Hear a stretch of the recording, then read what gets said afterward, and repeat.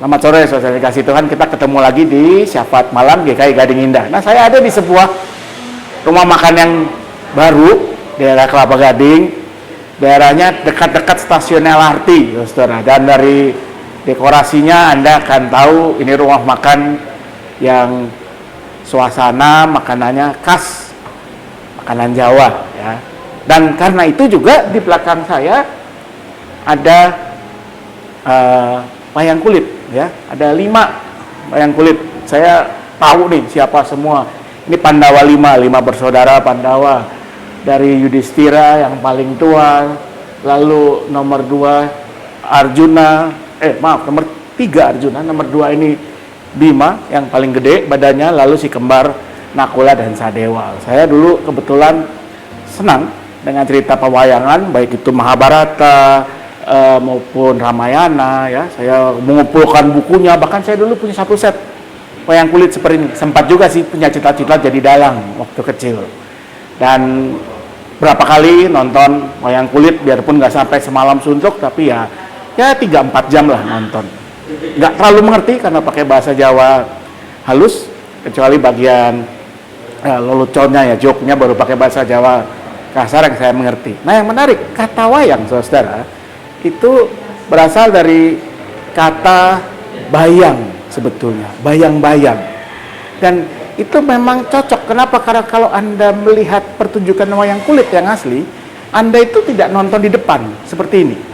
Anda menontonnya di balik layar. Satu layar yang diterangi dengan semacam pelita, ya, lampu, biasanya pakai minyak, tapi yang modern ya pakai listrik, sehingga bayangannya yang Anda lihat, bayang-bayang. Dan yang menarik, kalau kita lihat dari depan, wayang itu memang dibuat, jadi budaya Jawa dan pewayangan itu sangat kuat dengan simbolisme. Kalau Anda lihat misalnya tokoh-tokoh pewayangan, tokoh yang biasanya dianggap baik, itu selalu mukanya kalau bukan hitam dicatnya wayang kulit, ada yang putih. Nanti kita akan lihat contohnya minggu depan, ya. Yang jahat, tokoh yang dipersepsikan jahat, ya, misalnya para Kurawa, ya, Duryudana, Dushasana, Sangkuni dan sebagainya, selalu dicat dengan warna atau diberi warna wajahnya ini merah, saudara.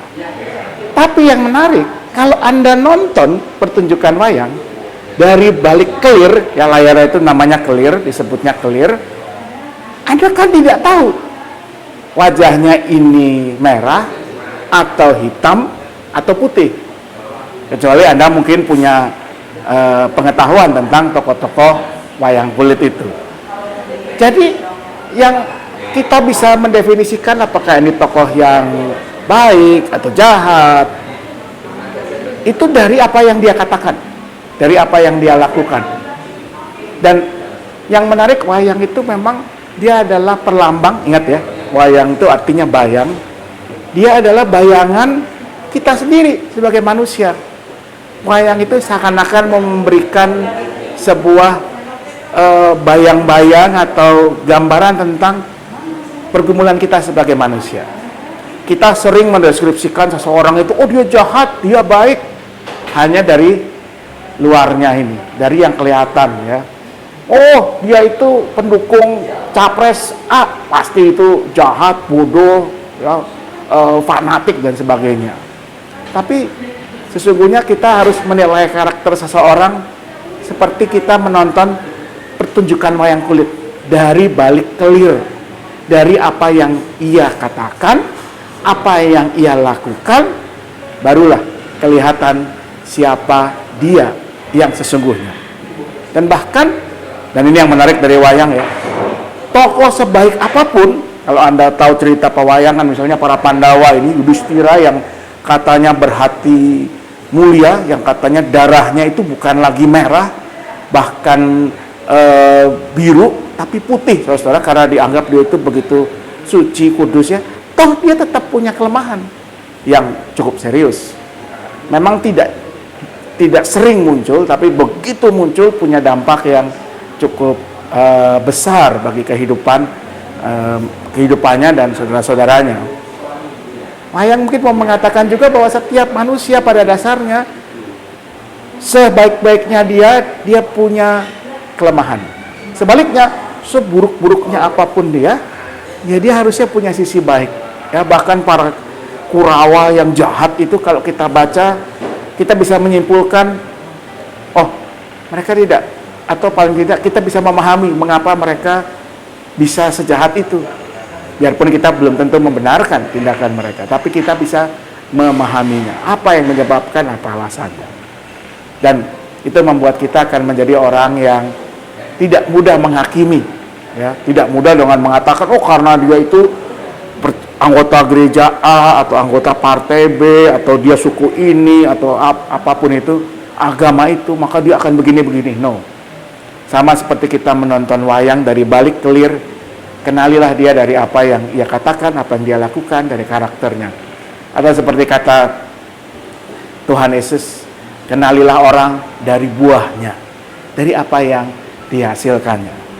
Dan kemudian mari kita melihat setiap orang tidak selalu dengan hitam putih, tetapi bahwa yang kelihatannya baik, atau dia punya kelemahan, yang kelihatannya jahat, atau barangkali dia punya sisi-sisi baik yang kita belum ketahui. Karena itu mari kita belajar menjadi orang-orang Kristen yang tidak mudah menghakimi, mengenali orang dari perkataan, perbuatan, karakter, dan yang mencoba mengenali apa yang baik dari setiap orang yang kita jumpai. Selamat malam, selamat beristirahat. Tuhan Yesus memberkati. Mari kita berdoa. Ya Tuhan, kami bersyukur untuk anugerah-Mu bagi kehidupan kami. Engkau berikan kepada kami, manusia dengan segala kelemahannya, anugerah, tanggung jawab untuk menjadi berkat bagi sesama, bagi orang-orang yang terdekat dengan kami. Karena itu, pakai kami, sempurnakan kekurangan-kekurangan kami, agar apa yang kami lakukan pada akhirnya boleh sungguh memancarkan kasih-Mu, boleh sungguh menjadi berkat yang dari Tuhan saja asalnya. Kami percaya Tuhan akan mampukan kami. Karena itu, biarlah kami terus berkarya, baik di tengah keluarga, dengan membagikan kasih-Mu kepada orang-orang di sekitar kami, suami atau istri, orang tua atau anak, saudara, teman, sahabat, tetangga, siapapun yang Tuhan anugerahkan untuk boleh ada di sekitar kami. Berkati juga pergumulan keluarga-keluarga kami, baik itu masalah ekonomi, masalah relasi, dan tentunya juga masalah-masalah kesehatan. Berkati juga agar kami boleh menjadi berkat bagi kehidupan bersama kami, khususnya di gereja-Mu. Biarlah kami boleh membangun persekutuan yang baik, saling mendukung, menguatkan dalam berbagai hal, tetapi juga boleh terbangun imannya lewat kami boleh makin mengenal firman-Mu, kami boleh bersama-sama mencari kehendak-Mu, dan pada akhirnya juga kami boleh saling melayani dan pada akhirnya melayani dunia di sekitar kami. Kami berdoa untuk rencana pelantikan Badan Pelayanan Jemaat tanggal 5 Mei yang akan datang. Biarlah dengan pelantikan itu mereka-mereka yang sudah Tuhan panggil untuk melayani gereja-Mu boleh menjadi para pelayan yang setia, yang dapat dipercaya dalam segala yang dikerjakan.